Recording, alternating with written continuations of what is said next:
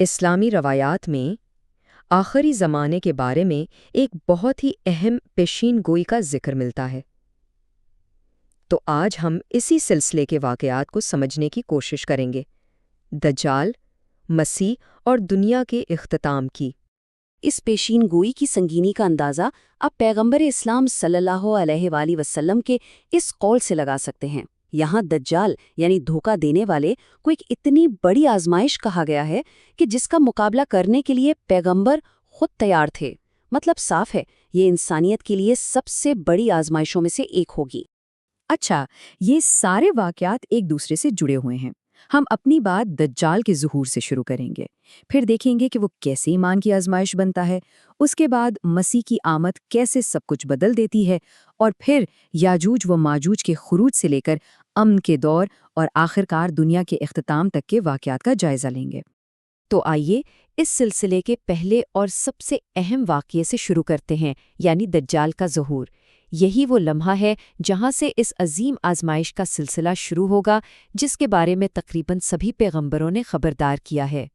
بڑی دلچسپ بات یہ ہے کہ روایات میں دجال کی شکل و صورت کی بھی کافی تفصیلات ملتی ہوں۔ اسے ایک نوجوان گھنگریالے بالوں والے شخص کے طور پر بتایا گیا ہے جس کی ایک آنکھ ابھری ہوئی ہوگی۔ کہا جاتا ہے کہ وہ شام اور عراق کے بیچ سے نکلے گا اور دائیں بائیں مطلب ہر طرف فساد پھیلائے گا۔ تو سوال یہ ہے کہ اس فتنے سے بچا کیسے جائے؟ اس کے لیے ایک روحانی حفاظت بھی بتائی گئی ہے۔ جو لوگ بھی اس کا سامنا کریں انہیں قرآن کی سورہ کہف کی ابتدائی آیات پڑھنے کی تلقین کی گئی ہے تاکہ وہ اس کے شر سے محفوظ رہ سکیں۔ اب یہاں ایک بہت ہی حیران کن پہلو سامنے آتا ہے۔ دجال کے زمین پر 40 دن کے دور میں وقت کی رفتار ہی بدل جائے گی۔ اس کا پہلا دن 1 سال جتنا لمبا ہوگا، دوسرا 1 مہینے کے برابر اور تیسرا 1 ہفتے جتنا، جبکہ باقی دن بالکل عام دنوں کی طرح گزریں گے۔ یہ چیز اس دور کی غیر معمولی نوعیت کو ظاہر کرتی ہے۔ دجال کا ظہور صرف اس کی شخصیت تک ہی محدود نہیں ہوگا۔ اصل آزمائش تو اس کی وہ طاقتیں ہوں گی جو انسانیت کے ایمان کو پرکھنے کے لیے استعمال کی جائیں گی۔ دیکھیے، اس کی طاقتیں لوگوں کو دھوکہ دینے کے لیے ہوں گی۔ وہ ہوا سے چلنے والی بارش کی طرح تیزی سے سفر کرے گا۔ جو لوگ اس کے ساتھ ہوں گے ان کے لیے آسمان بارش برسائے گا، زمین فصلیں اگائے گی اور ان کے جانور پہلے سے زیادہ صحت مند ہوں گے۔ لیکن جو اس کا انکار کریں گے انہیں قحط اور غربت کا سامنا کرنا پڑے گا۔ وہ خنڈرات سے خزانے نکالے گا جو شہد کی مکھیوں کی طرح اس کے پیچھے چلیں گے۔ اور شاید سب سے بڑی آزمائش، وہ ایک نوجوان کو مار کر سب کے سامنے دوبارہ زندہ کر دے گا۔ لیکن پھر اس پیشین گوئی میں ایک بہت ہی اہم موڑ آتا ہے، حضرت عیسیٰ ابن مریم یعنی مسیح کی آمد۔ حدیث کے مطابق ٹھیک اسی وقت جب دجال اپنی طاقت کے عروج پر ہوگا، اللہ مسیح ابن مریم کو بھیجے گا۔ وہ دمشق کے مشرق میں سفید مینار پر اتریں گے۔ یہ لمحہ دھوکہ دینے والے کے خاتمے کا آغاز ہوگا۔ ان کی آمد کی تفصیلات بھی بڑی خاص ہیں۔ وہ زعفرانی رنگ کے 2 لباس پہنے ہوں گے اور اپنے ہاتھ 2 فرشتوں کے پروں پر رکھے ہوں گے۔ ان کے پاس ایک خدائی طاقت ہوگی۔ ان کی سانس جہاں تک نظر جائے گی وہاں تک پہنچے گی، اور جس کافر تک بھی پہنچے گی وہ ہلاک ہو جائے گا۔ مسیح دجال کا پیچھا کریں گے اور آخرکار اسے باب لد یعنی لد کے دروازے پر پکڑ کر شکست دیں گے، اور اسی کے ساتھ انسانیت کی سب سے بڑی آزمائش کا خاتمہ ہو جائے گا۔ دجال کی شکست سے سب سے بڑی آزمائش تو ختم ہو جائے گی، لیکن مشکلات کا دور ابھی ختم نہیں ہوگا۔ اس کے فوراً بعد ایک نئی اور شاید اس سے بھی زیادہ بڑی طاقت کو دنیا پر چھوڑ دیا جائے گا۔ اور پھر اللہ یاجوج اور ماجوج کو بھیجے گا، اور وہ ہر بلندی سے ایک سیلاب کی طرح اترتے ہوئے آئیں گے۔ ان کی تعداد اتنی زیادہ ہوگی کہ وہ پوری زمین پر پھیل جائیں گے۔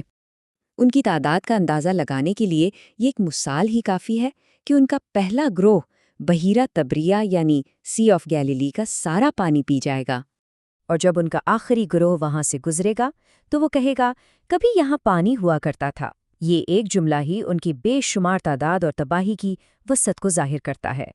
لیکن یہ بظاہر ناقابل شکست خطرہ بھی خدائی مدد سے ختم ہو جائے گا، اور اس کے بعد زمین پر امن اور برکت کا ایک ایسا دور شروع ہوگا جس کی مثال ملنا مشکل ہے۔ حضرت عیسیٰ اور ان کے ساتھی کوہ طور پر پناہ لیں گے اور اللہ سے دعا کریں گے، اللہ ان کی گردنوں پر کیڑے بھیج دے گا جس سے وہ سب کے سب ایک ہی لمحے میں ایک جان کی طرح ہلاک ہو جائیں گے۔ پھر بڑے بڑے پرندے بھیجے جائیں گے جو ان کی لاشوں کو اٹھا لے جائیں گے، اور ایک پاک کرنے والی بارش زمین کو دھو کر آئینے کی طرح صاف کر دے گی۔ اس کے بعد حالات ایسے بدلیں گے کہ یقین کرنا مشکل ہو جائے گا۔ جہاں محاصرے کے دوران ایک بیل کا سر 100 دینار سے زیادہ قیمتی تھا، وہیں بعد میں ایک انار پورے گروہ کے لیے کافی ہوگا، اور ایک دودھ دینے والی اونچنی ایک بڑی جماعت کو سیراب کر دے گی۔ زمین کو حکم دیا جائے گا کہ وہ اپنے پھل اگائے اور اپنی تمام برکتیں ہٹا دے۔ یہ عالمی سطح پر غیر معمولی زرخیزی اور خوشحالی کا دور ہوگا۔ لیکن ہر دور کا ایک اختتام ہوتا ہے، تو اب ہم اس پیشین گوئی کے آخری مرحلے کو دیکھتے ہیں، جہاں امن کا یہ سنہرا دور ختم ہوگا اور دنیا اپنے انجام کے قریب پہنچ جائے گی۔ اس دور کے آخر میں اللہ ایک نرم اور خوشگوار ہوا بھیجے گا۔ یہ ہوا ہر مومن اور مسلمان کی روح قبض کر لے گی۔ اس کے بعد زمین پر صرف بدترین لوگ رہ جائیں گے، جو جانوروں کی طرح بے شرمی سے پیش آئیں گے، اور ایسے ہی لوگوں پر قیامت قائم ہوگی۔ یاجوج و ماجوج کی تباہی اتنی بڑی ہوگی کہ ایک اور دلچسپ روایت کے مطابق ان کی شکست کے بعد مسلمان 7 سال تک ان کے چھوڑے ہوئے کمان، تیر اور ترکش کو ایندھن کے طور پر جلاتے رہیں گے۔ تو شدید آزمائشوں سے لے کر حتمی امن تک پھیلی ہوئی یہ پیشین گوئی ایمان، برداشت اور خدائی مرضی کے بارے میں آخر کیا بنیادی پیغام دیتی ہے؟ اس پر غور کرنا شاید ہمیں اس پوری داستان کے گہرے معنی سمجھنے میں مدد دے سکتا ہے۔